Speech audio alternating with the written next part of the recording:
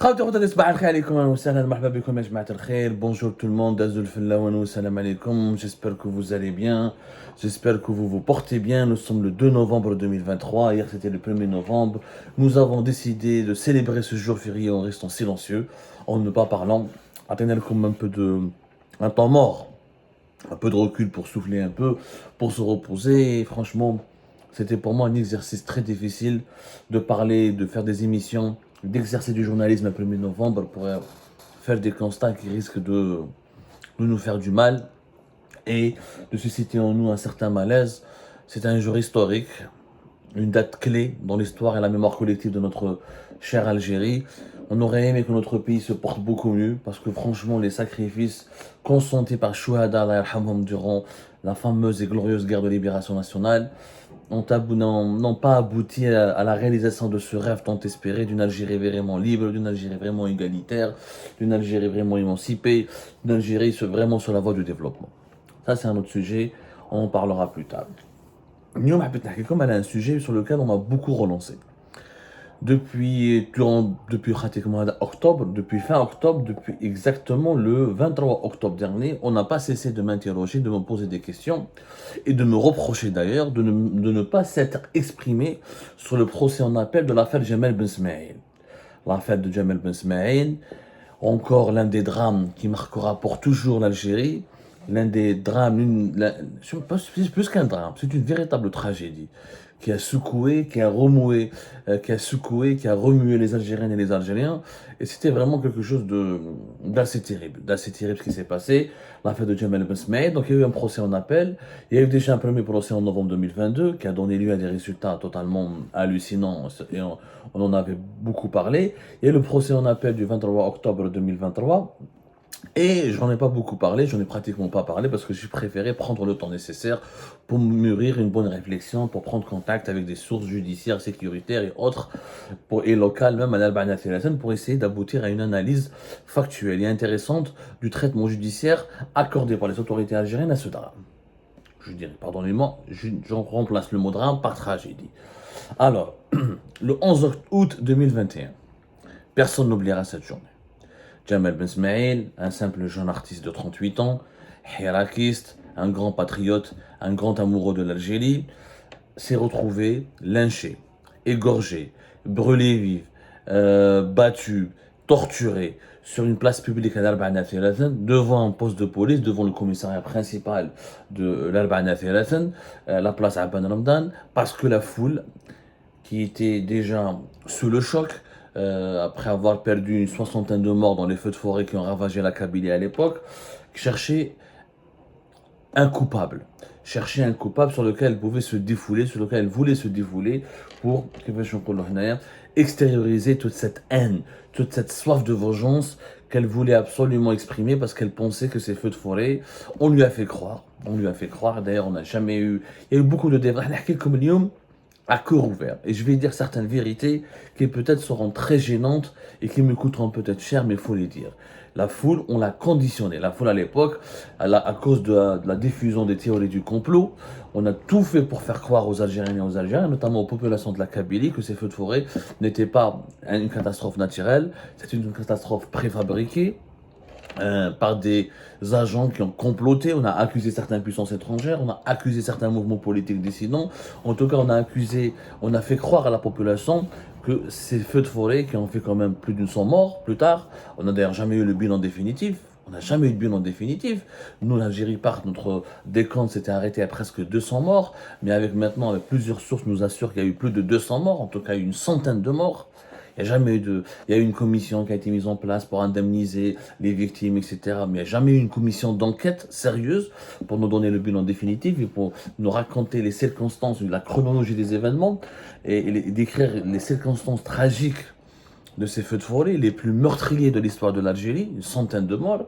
Donc on a fait croire, on a tout fait, la propagande médiatique, les déclarations des hauts responsables, le langage politique des dirigeants du pays, la manipulation, la désinformation sur les réseaux sociaux, on a fait croire à la population locale que ces feux de forêt ont été provoqués par des criminels. Donc, la population qui a été assoiffé, qui était assoiffé de vengeance, qui était traumatisé par la perte de beaucoup de ses victimes, les pertes, les dégâts, les immenses dégâts matériels. On parle quand même de plusieurs centaines de millions de dollars de pertes, notamment pour les villages et les agriculteurs et les éleveurs. Il y a eu donc un traumatisme énorme et les gens, sous le coup de ce traumatisme, cherchaient un coupable. Un coupable pour expier, ou là pour, totalement là pour extérioriser une fois pour toutes leur colère. Bon, le coupable c'était Jamal Ben Ismail, ou les images, les likes sur Facebook. C'était la première fois dans l'histoire de l'Algérie, et peut-être dans l'histoire du monde, où un homme en direct sur les réseaux sociaux a été brûlé vif, lynché, torturé, égorgé, parce qu'il était victime d'une vindicte populaire, d'une justice populaire expéditive, alors que tout le monde le sait plus tard, tout le monde le savait peut-être même à ce moment-là, certains le savaient, et sous le regard passif des policiers des services de sécurité, il y a eu cette tragédie, ce crime atroce qui nous rappelle les heures les plus sombres du terrorisme, des groupes terroristes comme ceux de Daesh, de l'État islamique. D'abord, on va parler aujourd'hui de la chronique judiciaire, comment la justice algérienne a traité ce dossier. On vous rappelle qu'il y a eu un premier procès. Le premier procès, c'était en novembre 2022. Le tribunal de Dalbaïda, qui a condamné 49 personnes à la peine de mort. 94 personnes à l'époque ont été condamnées en novembre 2022. 49 personnes ont été déjà condamnées à la peine de mort. 28 personnes ont été condamnées à des peines de prison allant de 2 ans à 10 ans, alors que d'autres 7 personnes ont été acquittées. Les accusés ont été poursuivis pour homicide volontaire avec préméditation, agression portant atteinte à l'intégrité territoriale et complot. Ils ont été aussi accusés d'actes terroristes, subversifs, attentatoires à la sécurité de l'État, à l'unité nationale, à la stabilité des institutions, ainsi qu'à leur fonctionnement normal, en semant la terreur au sein de la population, en créant un climat d'insécurité par l'agression morale et physique contre les personnes mettant les vies de leurs biens en danger. Ça, c'était en novembre 2022. Je répète, novembre 2022. 49 personnes condamnées à mort, sur un total de 94 personnes qui ont été condamnées. 28 personnes ont été condamnées à des peines de 2 ans à 10 ans de prison ferme et 7 ont été acquittées. Pour l'État, à l'époque, ça c'était le premier procès. Il y a eu le 23 octobre dernier. Le dernier 23 octobre dernier, c'est-à-dire il y a de cela même pratiquement 10 jours, un autre verdict. Sauf que le verdict était totalement différent. Cette fois-ci, c'est la Cour d'appel d'Alger qui a condamné 38 personnes à la peine de mort. On n'est plus dans 49, on est à 38 personnes qui ont été condamnées à mort, considérées comme responsables de la mort tragique, ou de l'exécution, du lynchage et de l'égorgement en direct sur les réseaux sociaux et sur une place publique de Allah yarhamou Jamal Ben Ismail. 27 personnes ont été acquittées et d'autres personnes ont été condamnées à des peines allant de 20 ans, de 3 ans à 20 ans de prison ferme. Toujours, le nombre des accusés était de 94. 94. 38 peines de mort, 27 personnes ont été condamnées à des peines de prison de 3 ans à 20 ans de prison ferme. Alors, déjà, le traitement judiciaire il est totalement bizarre et incohérent et soulève des interrogations. Avant même d'approfondir, avant même d'entrer dans le dossier, la justice algérienne s'est comportée de façon totalement irrationnelle avec cette affaire. Comment se fait-il le premier procès en appel en novembre 2022, il y a eu 49 qui ont été condamnés à la peine de mort. Procès en appel de première instance en novembre 2022. Le procès en appel du 23 octobre 2023, 38. C'est-à-dire qu'on a estimé qu'il y a eu 11 qui ne méritaient pas la peine de mort. C'est quand même, on ne distribue pas des peines de mort comme ça, comme des petits pains au chocolat. Ça veut dire que les juges, là, les juges de la cour d'appel, contredisent et ridiculisent les juges du tribunal de Dalbaïda dans le procès en première instance, en disant que voilà, ils ont distribué, ils ont condamné à mort à tort des personnes. Parce qu'ils ont enlevé la peine de mort à 11 personnes. Ça veut dire qu'ils ont trouvé des éléments factuels et matériels qui démontrent que les personnes qui étaient condamnées à mort ont été condamnées à tort. Déjà, le fait que le nombre des condamnés à mort a baissé démontre en lui-même l'instruction judiciaire et toutes les procédures menées dans le cadre des enquêtes pour déterminer la vérité sur l'affaire de Jamal Ben Ismail, C'était des procédures bâclées, qui n'étaient pas rigoureuses, aucune transparence et surtout, il n'y a eu pas de professionnalisme. La justice algérienne ne s'est pas comportée, n'a pas fait preuve de professionnalisme, de rigueur dans cette affaire. Quel est le rôle de la justice? La justice, son rôle n'est pas de venger les morts, non, et de rétablir la vérité pour permettre le deuil des familles des victimes et pour permettre à la société de comprendre les raisons et les origines du mal et pour empêcher que les crimes ne se reproduisent pas. Pour empêcher que les crimes ne se reproduisent. C'est ça le rôle de la justice. On n'est pas là. La justice n'est pas dans la vengeance. Quand il y a vengeance, il n'y a pas de justice. La justice, c'est l'analyse, c'est la compréhension et la quête de la vérité. Et de rétablir la vérité. Le problème du tribunal, alors, dans cette affaire, en fait, elle est facile et compliquée à la fois. Facile, pourquoi? Parce qu'il y a des preuves. C'est du flagrant délit. On a vu en direct des images, ont immortalisé malheureusement, ou là, ont dévoilé, ont montré en direct comment un homme a été lynché, frappé, égorgé, brûlé vif. Donc il y a des images, c'est-à-dire que les coupables, on peut les reconnaître facilement, parce qu'ils ont été filmés. On appelle ça le flagrant délit. C'est-à-dire qu'au cours de la procédure judiciaire, le flagrant délit permet de constater l'identité de l'auteur du crime, de façon très facile. Il y a des preuves, il y a des caméras, des images, ou des témoins oculaires. Là-dessus, les 94 personnes qui ont été jugées, donc, ont été reconnues grâce aux images, des caméras, des lives, des directs qui ont été diffusés et des témoins oculaires qui ont utilisé leur téléphone et leur smartphone pour diffuser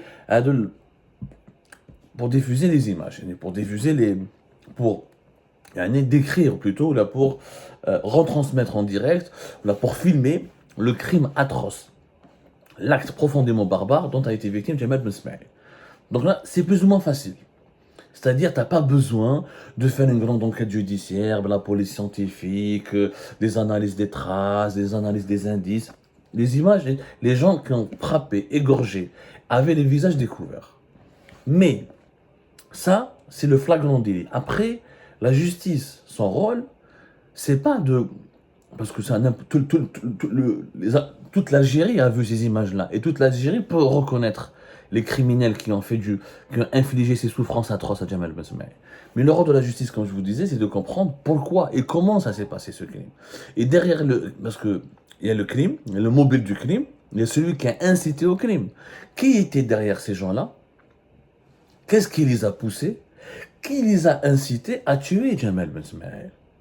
Malheureusement, on remarque que la justice algérienne, non seulement elle a échoué à rétablir la vérité, mais qu'en vérité, elle n'a pas à chercher la vérité. On a juste cherché des boucs émissaires, on a pris des personnes, on les a condamnées, on a pris 94 personnes, qui ont été tous reconnues par les images des vidéos qui ont été diffusées, on les a condamnés, dont 38 à la peine de mort, c'était 49, l'autre des peines de prison, 28 des peines de prison de 10 à 20 ans, ou là de 2 ans à 20, comment dirais-je, de 2 à 10 ans, il y en a même qui ont pris 20 ans, ou c'est-à-dire que la justice algérienne voulait satisfaire la colère populaire. Car voilà, elle a fait un grand coup, on a condamné à mort des personnes. On les a accusés de terrorisme, on les a accusés d'être des subversifs. Et mais quelle est la vérité? Mais l'Algérie, qu'est-ce qu'elle cherche? Elle cherche à ce que ce crime atroce ne puisse plus jamais se reproduire, dans l'avenir. Et elle cherche surtout à comprendre pourquoi on a tué ce jeune. Qu'est-ce qui explique qu'une foule aveuglée par la haine, aveuglée par un désir de vengeance, un désir atroce et cruel de vengeance, a choisi Jamal Ben Smaïl et pourquoi pas un autre? Et pourquoi Jamal Ben Smaïl et pourquoi le 11 août? On n'a jamais répondu à cette question. Officiellement, la justice algérienne, comment elle a travaillé? La justice algérienne, elle s'est contentée de ce qui est superficiel, c'est-à-dire les images qui ont montré l'exécution, le lynchage et l'immolation de Jamal Ben Smaïl, et elle s'est basée sur des témoignages. Des témoignages pour reconnaître les acteurs principaux de ce lynchage ou de cette immolation. Et pourtant, comment ça a commencé l'histoire? Comment la justice algérienne a traité l'affaire? Tout a commencé, le point de repère, c'est que il y a deux personnages clés sur lesquels elle s'est concentrée la justice algérienne. Ces deux personnages dont comme asma. Alors, Ya Rabbi, je cherche les deux personnages qui les hadou. كاين le premier اسمه شعبان مصطفاي في عمره 40 سنه. Deuxième, Ariles Zatri. Ariles Zatri. Shaban Mostfaï, c'était quelqu'un chouïek bien grassoui, comme ça, il portait dans un t-shirt blanc et une bavette sur le visage. Ou Ariles Zatri, c'est quelqu'un qui avait un t-shirt avec le sigle AX. Hadou Ariles Zatri ou Mustafa ou Shaban Mostfaï, pourquoi ils ont été considérés comme les acteurs principaux du drame? Parce que le drame, il a commencé comment? Le drame, il a commencé lorsque un groupe d'habitants de l'Arba'aniyat Tiraten avait encerclé et repéré une Clio blanche. Une Clio blanche qui était immatriculée à Boumerdes, la wilaya de Boumerdes, et dans laquelle se trouvaient deux citoyens, deux jeunes. Un s'appelait Lies Fakhar, le deuxième Fouad Mzarara. Hadou Fouad Mzarara ou Lies Fakhar, ce sont des personnes qui ne sont pas de l'Arba'aniyat Tiraten, qui ont été repérées par un groupe d'habitants, et je ne sais pas comment, et c'est ça la justice algérienne n'a jamais essayé de comprendre, personne ne dit, parce que là de Lies Fakhar et Fouad Mzarara, ce sont les premiers suspects qui ont été arrêtés et pourchassés et traqués par une partie ou un groupe limité de la population, parce qu'au début c'était un groupe limité de la population de l'Arba'aniyat Tiraten qui voulait s'en prendre à Lies Fakhar et Fouad Mzarara. من بومرداس وقيلا هما تنية الحد ولا دون اون لوكاليتي لا بومرداس شكوا فيهم قال لك هادو هما اللي كانوا هما جاو يحرقوا الغابات بور توي لي كابيل بور رافاجي ولا انسوندي لا كابيلي لا بوبولاسيون دارت عليهم في لا بوبولاسيون هذا الزوج زكري أغيلاس وشعبان مصطفاي c'est eux qui ont mené l'assaut là qui mené l'attaque contre la Clio blanche. Lies Fakhar et Fouad Mzarara ont plus tard disparu. Je casse معناها بهم. Parce qu'officiellement واش صرا؟ كي حكمتهم لا population حبوا يقتلوا حبوا يضربوهم حبوا يديروا لهم ce qu'ils ont fait plus tard à Jamal Ben Smaïl. Les policiers ont pu intervenir, on peut les sauver, les exfiltrer et les arrêter et les mettre à l'abri. Donc les policiers, ce qu'ils avaient échoué à faire avec Jamal Ben Smaïl, ils ont réussi à le faire avec Lies Fakhar et Fouad Mzarara. Sauf que les deux étaient, on va dire, face à une foule beaucoup moins dense et beaucoup moins assoiffée et beaucoup moins dangereuse et haineuse que la foule qui s'est plus tard rassemblée sur la fameuse place de Aban Ramadan pour lyncher, tuer, égorger, immoler Jamal Ben Smaïl. C'était pas la même foule, elle n'était pas aussi compacte. Ça, c'était au début des événements. C'était le 11 août 2023. Jamal Ben Smaïl, il était sur place. Jamal Ben Smaïl, quand sur place, il était en train de filmer la scène, comment la population, comment un groupe de personnes voulait s'en prendre la Clio blanche pour extirper Lies Fakhar ou Fouad Mzarara et pour les attaquer et les violenter. Il était en train de filmer. Bon, là, c'est dans cette scène, les Ben Fiahada Mustafa, Shaban Mustafai ou Ariles Zatri. Au moment les événements se sont accélérés où Jamal Ben Smaïl a été rapidement suspecté comme étant faisant partie du même groupe que Hadaya, Lies Fakhar et Fouad Mzarara et que lui aussi aurait été dépêché en Kabylie pour brûler les terres, pour allumer les feux et causer la mort à la population kabyle. C'est comme ça même la police, il a été suspecté, un groupe d'habitants, menant toujours à Shaban Mustafai ou Ariles Zatri, il s'est caché il a demandé refuge auprès de la police, le commissariat de l'Arba'aniyat Tiraten, et vous connaissez la suite, c'est pas la peine de vous la raconter, on l'a raconté 1000 fois. La police l'a mis dans un camion, ensuite le camion Hadak, il a été encerclé par la population, et le nombre de personnes à l'Arba'aniyat Tiraten qui ont été informées, on l'a alerté, on a arrêté un suspect qui serait à l'origine des feux de forêt, la foule kibret. En fait, vous savez ce qui s'est passé, la police a été débordée, ou elle n'a pas intervenu, ou les sarasara. Lynchage, immolation, دخلوا داخل le camion dans la police, كسروا le camion, ils ont extirpé, ils ont exfiltré Jamal Ben Smaïl, ils l'ont égorgé, ils l'ont immolé, etc. La justice algérienne a décrit les événements. Sauf qu'elle ne s'est jamais intéressée, elle n'a jamais répondu à la question qui fait Jamal Ben Smaïl d'un simple témoin. lors de l'affaire, lors de la séquence de la Clio blanche, qui nous, les premiers manifestants, les premiers habitants en colère, quand ils voulaient s'en prendre, attaquer et violenter les passagers de la Clio blanche, Jamal Mesmaïl, il était simple témoin oculaire. Comment de simple témoin, il est devenu le coupable présumé selon aux yeux de la population de l'Albanie, comme il est devenu le suspect principal à l'origine des feux de forêt. La justice algérienne ne répond pas à cette question. Elle ne répond pas à cette question. Or, la vérité, elle est là. Et je compte fait, aucun est filmé. Alors, كاين يقول لك باللي مصطفى شعبان مصطفى وأغيل الزطري شافوا هذا جمال مسبي en train de filmer. Ils ont compris qu'il n'était pas originaire de la région, il n'est pas de l'Albanie. Ils ont eu peur, soi-disant, de ces vidéos. C'est pour ça qu'ils ont dit à la foule, ah, c'est lui ici, il fait partie de leur groupe. Lui aussi, il a voulu. Wafanek, c'est un pyromane, il est venu chez nous pour brûler nos terres, pour brûler nos forêts. On doit l'arrêter, on doit lui faire ceci, on doit lui faire cela. Encore une fois, c'est une version. Mais elle n'explique pas comment Hada Ja'ban Mustafa et Ari Lazatari ont pu ensuite haranguer la foule, manipuler une immense foule et inciter toute une foule à massacrer et à égorger Jamal Mesmaïl. Et pourquoi Jamal Mesmaïl alors qu'il y avait d'autres témoins? Est-ce que c'était le seul étranger qui était présent dans lorsque la séquence de la Clio blanche a commencé? On ne sait pas, il n'y a pas eu de réponse. En réalité, les seules réponses qui existent sont chez les services de sécurité, notamment chez les renseignements généraux et chez la police. Qui a dit à la population, notamment Adam Mustafa, Chaban ou la Zitari Ariles, je connais les passagers de la Clio blanche sont des pyromanes.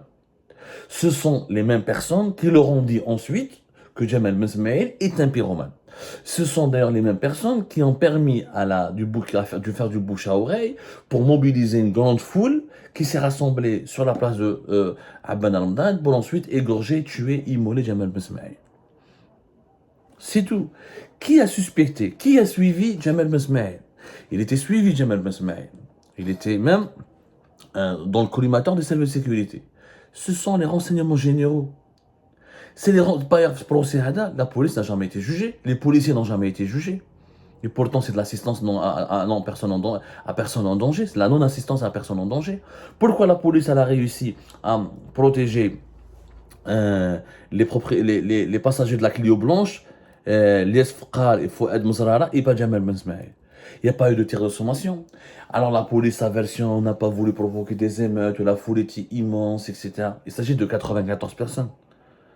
Si la foule était immense, le procès, on aurait jugé 200, 300, 400 personnes.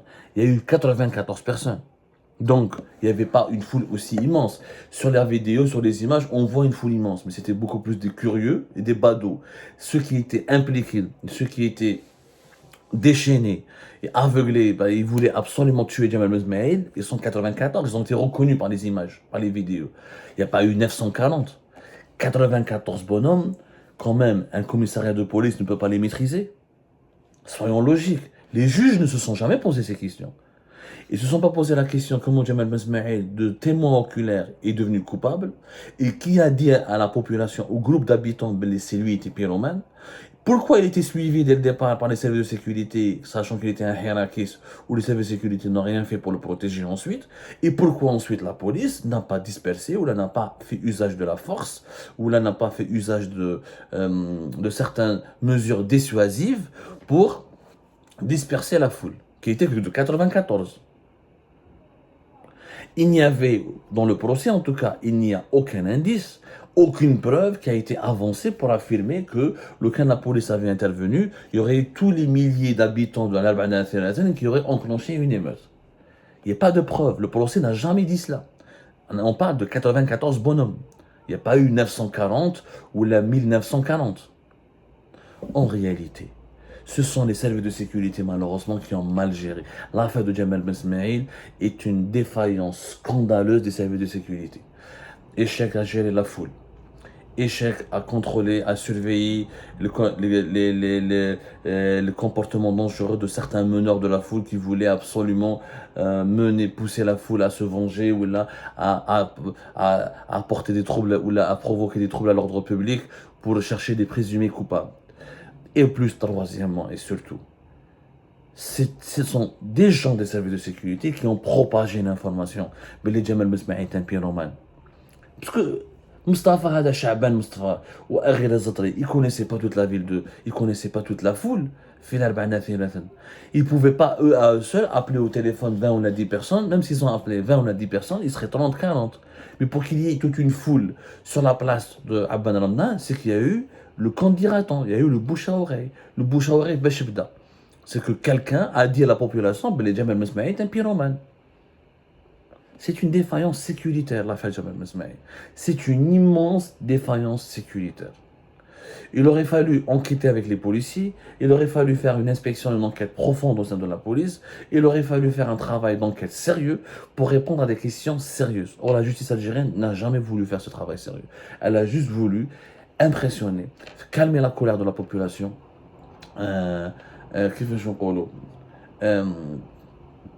permettre à la population de dépasser le choc de l'affaire, de la tragédie de Jamal Mesmaïl, en infligeant des peines symboliques.